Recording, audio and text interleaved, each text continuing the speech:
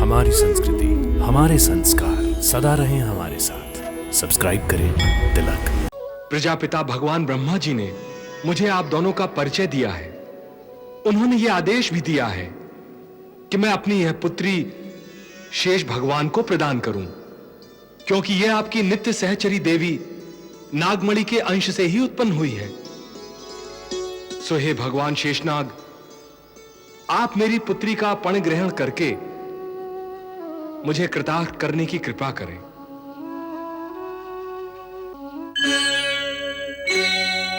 नारायण नारायण नारायण नारायण नारायण नारायण नारायण नारायण।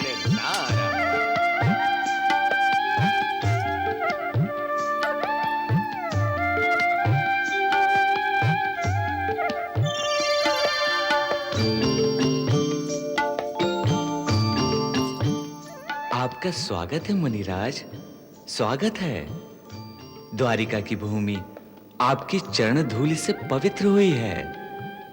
आसन ग्रहण करें। नारायण नारायण। कहिए, क्या समाचार हैं? जब मैं ब्रह्मलोक पहुंचा तो मैंने देखा कि आनर्त नंदन सम्राट रेवत के पुत्र महाराज कुकुदमी अपनी पुत्री रेवती के साथ ब्रह्मलोक चले गए। जब वे वहां पहुंचे तो उसी समय मैं भी वहां पहुंचा और देखा कि ब्रह्मा जी की सभा में संगीत गोष्ठी चल रही थी। आओ वत्स, जगत सृष्टा के श्री चरणों में महाराज रेवत के पुत्र ककुदमी का प्रणाम स्वीकार हो। कहो, मृत्युलोक से यहां तक आने का कारण क्या है? हे पितामह, मेरी यह पुत्री यज्ञ कुंड से उत्पन्न हुई है। इस दिव्य कन्या के योग्य कोई भी वर मुझे सारी पृथ्वी में दिखाई नहीं दिया। इसीलिए आपकी सेवा में यह पूछने आया हूं कि इसके योग्य वर मुझे किस लोक में मिलेगा और वो कौन है? इसका वर तुम्हें पृथ्वीलोक में ही मिलेगा। परंतु पितामह, वहां तो कोई भी राजकुमार या राजा मुझे इसके योग्य दिखाई नहीं दिया। तुम जिन राजकुमारों की और राजाओं की बात कर रहे हो, उनमें से कोई भी इस समय पृथ्वी पर जीवित नहीं है। मैं समझा नहीं पितामह। वत्स, मृत्युलोक और ब्रह्मलोक की काल की गति अलग अलग होती है। धरा पर काल इतना शीघ्रगामी होता है कि ब्रह्मलोक के एक दिन में पृथ्वी पर कई चतुर्युगियां बीत जाती हैं। सो ब्रह्मालोक में तुमने जो क्षण बिताए हैं, उतने में पृथ्वी पर 3 युग बीत गए हैं। राजन, अब और देर न करो, शीघ्रता से पृथ्वी पर लौट जाओ।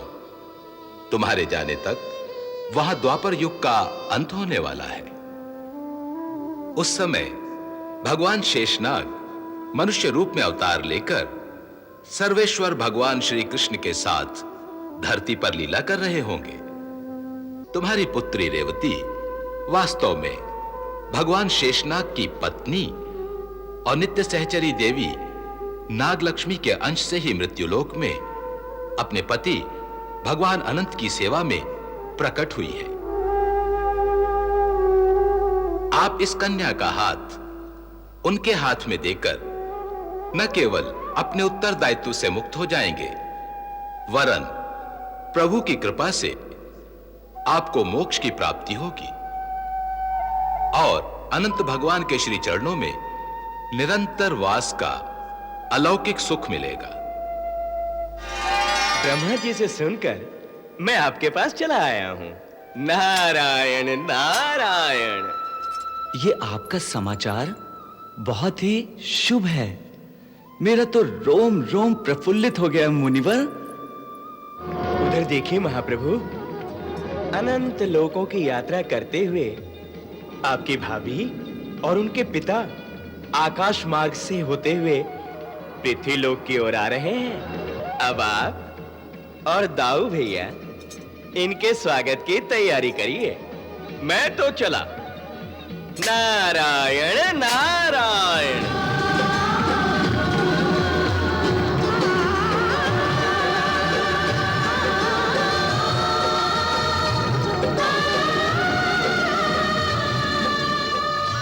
हे सर्वेश्वर भगवान श्री कृष्ण, हे धरा मंडल को अपने फण पर धारण करने वाले भगवान अनंत, आप दोनों के श्री चरणों में महाराज रेवत के पुत्र ककुदमी का प्रणाम स्वीकार हो। आपका कल्याण हो राजन। प्रभु, प्रजापिता भगवान ब्रह्मा जी ने मुझे आप दोनों का परिचय दिया है। उन्होंने यह आदेश भी दिया है कि मैं अपनी यह पुत्री शेष भगवान को प्रदान करूं, क्योंकि यह आपकी नित्य सहचरी देवी नागमणि के अंश से ही उत्पन्न हुई है। सो हे भगवान शेषनाग, आप मेरी पुत्री का पण ग्रहण करके मुझे कृतार्थ करने की कृपा करें। आपके बारे में नारद जी ने तो हमें पहले ही सूचना दे दी थी। तब से हम दोनों आपकी प्रतीक्षा ही कर रहे थे। मैं अपने अग्रज दाऊ भैया की ओर से इस संबंध को स्वीकार करता हूं। धन्यवाद प्रभु, धन्यवाद। आपने मेरे मन का भार हल्का कर दिया है। हे हलधर, अब आप मेरी पुत्री का हाथ ग्रहण करके मुझे कृतार्थ करने की कृपा करें।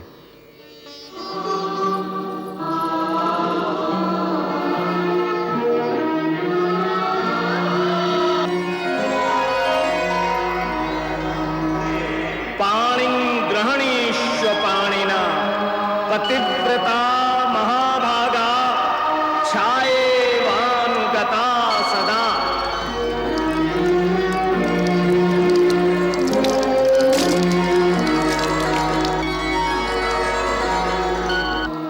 आप दोनों दिव्य आत्मा हैं। आपका मिलन पूर्व निश्चित है। फिर भी एक पिता होने के नाते इस कन्यादान के समय पुत्री को विदा करते हुए मैं अपने आंसू नहीं रोक सकता। इसके लिए आप दोनों मुझे क्षमा करें।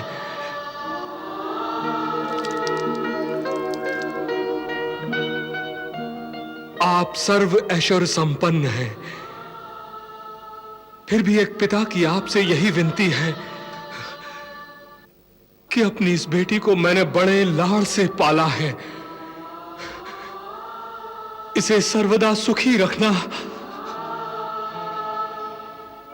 हाँ तात, मैं आपको वचन देता हूं कि अपने सुख, ऐश्वर्य और वैभव में इनको बराबर का भागीदार बनाऊंगा। ये मेरे घर की स्वामिनी होंगी और हमारे गृहस्थी का सारा व्यापार इनकी अनुमति और इच्छा के अनुकूल ही होगा। ईश्वर की असीम कृपा तुम पर सदा बनी रहे। भगवान, मेरा कर्तव्य तो पूरा हो गया, अब आप मुझे आज्ञा दें। इतनी जल्दी क्या है? अभी द्वारिका में इनके विवाह की जो धूम मचेगी वो तो देखते जाइए। यहां रहूंगा तो भूखा मर जाऊंगा प्रभु। यह अब पुत्री का नगर हो गया है, यहां का तो मैं पानी भी नहीं पी सकता। अब मेरा स्थान यहां नहीं है। मैं हिमालय पर जाकर अब तपस्या करूंगा प्रभु। अच्छी बात है, पधारिए। आपकी तपस्या सफल हो। आपके इतना कहने से ही मेरा कल्याण हो गया प्रभु। दाऊ भैया, भाभी के लिए तो बड़ा ऊंचा महल बनाना पड़ेगा। उसकी आवश्यकता नहीं होगी। हम अभी इन्हें सतयुग से द्वापर युग तक ले आते हैं।